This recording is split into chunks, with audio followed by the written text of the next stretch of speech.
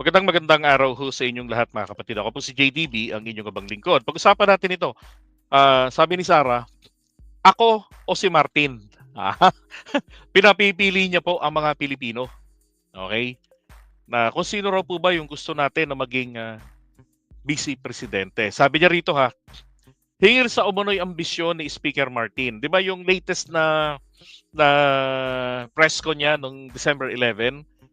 Doon niya yan sinabi. Sabi niya, alam na alam daw nga niya po kasi ng pangarap ni Martin magpresidente. Sabi niya diyan, kailangan ng magdesisyon ng taong bayan. Gusto niyo ba ng Vice President Martin Romualdez? Yan ang tanong kasi yan naman talaga yung plano niya. And so kailangan mag-decide ng taong bayan. If you want somebody sitting there na hindi nyo naman binoto. So ibig sabihin po ni Sarah dito kasi, December 11, ibig sabihin kasi ni Sarah dyan, ay ito po ay pag na-impeach siya, di ba? Ang ipapalit po ni PBBM na maging Vice President, walang iba ho kung hindi si Martin Romualdez. Yun ang sinasabi ni Sarah. Kaya ginagawa ng gobyerno daw ngayon, no, na ipinai-impeach siya sa Kamara at sa Senado para maiupo si Martin Romualdez. Ang tanong mga kababayan, meron na po ba kayong narinig, Teke Mind, Queen, may narinig na ba kayo na sinabi nito ni Martin Romualdez na gusto niyang magpangulo ng Pilipinas, na gusto niyang maging Vice President? May naramdaman na ba kayong ganun? Ako, wala eh. Ang nakita ko nga rito, tumakbo pa siya, nag-re-electionist pa siya sa pagiging kongresista sa kanyang distrito.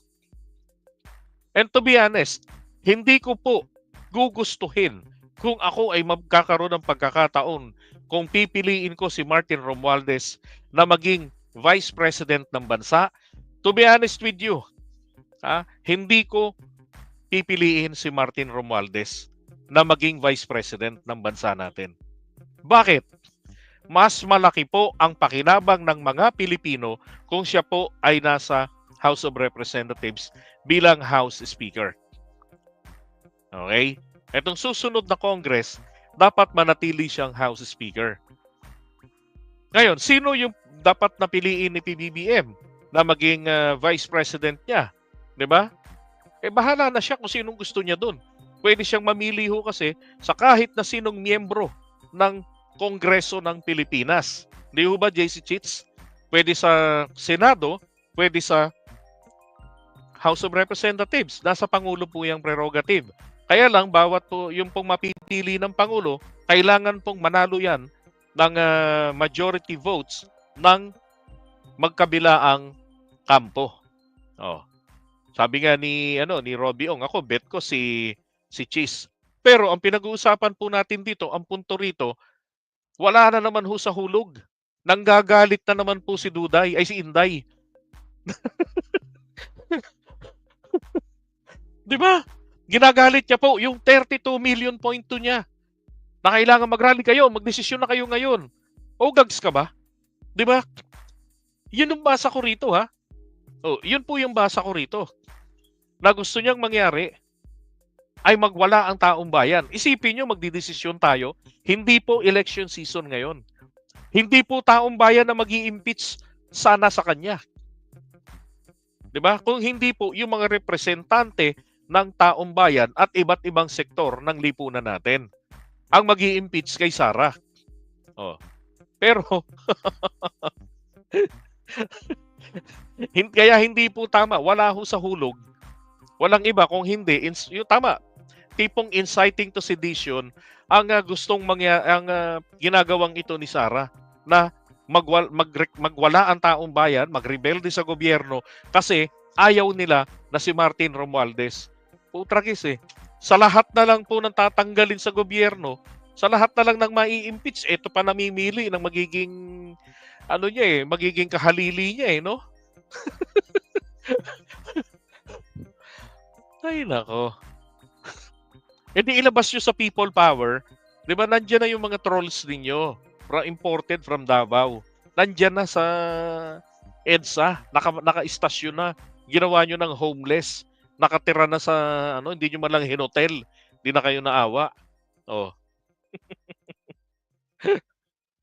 sabi ng iba, first choice, Congresswoman Luistro. Diba?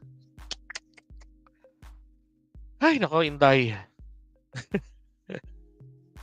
Para ano nung ugali niya palagi, hanap ng kakampi. Ipasa yung pagkakamali sa iba. Ay, nako. Ba't ba ganito naging vice president natin? I'm sorry. I really, really apologize talaga mga kababayan. Ako man ho ay talagang nabudol. I was made to believe na magaling siya. Isang abogada katulad ng tatay niya. Diba? Matapang, may malasakit sa bayan. Anak ng jutang ina. Paano kang magkakaroon ng malasakit sa bayan kung gusto mong isubo ang taong bayan sa gulo? 'Di ba? Para lang maprotektahan ka na manatili ka sa pwesto. Gumawa ka ng mali eh. Oh, kinangkong nyo yung pera, yung confidential funds. 'Di ba? Sabihin na natin na code name yung Mary Grace Piatos. Juicy si Kuya. Ano yan? Ipinamakla? Mukhang ipinamakla nung gumawa nung papel eh. Nung AR eh, di ba? Juicy si Kuya. O baka naman kaya, yung informant nila, di ba? Nakita, Juicy, Macho, yung nagpapirma. Kaya nilagay niyang code name niya, Juicy si Kuya. Oh. Pero wala naman pong logbook na kung saan madi-decipher sino o maka-counter check shall I say. Sino si Juicy si Kuya? 'Di ba? Langya tong mga to talaga. Oo. Yan ho ang malasakit Duterte. Isusubo ka sa labanan, sila ang mabebenepisyuhan. Hindi ka makikipaglaban para sa iyong karapatan, para sa iyong sariling kapakinabangan. Kung hindi po, para sa kanila. Tapos sila kuya-kuyakoy. Tingnan nyo ha, si Duterte pagala-gala ang mag-ama. Hindi man lamang binababa yung nasa labas ng Veterans Memorial Hospital. Palagi rin naman ako nag-cover sa kanila doon. Paggabi. Yung dyan sa EDSA, hindi man lang binababaan. Hanggang tuluyan na po talagang, di ba, naging mga langaw at ipis na sila doon. Oh. Ang kanilang mga attendees, yung mga inosente na lumalabas ng mall at naghahanap ng masasakyan at booking. Di ba? Ay, nako. My God, Sarah.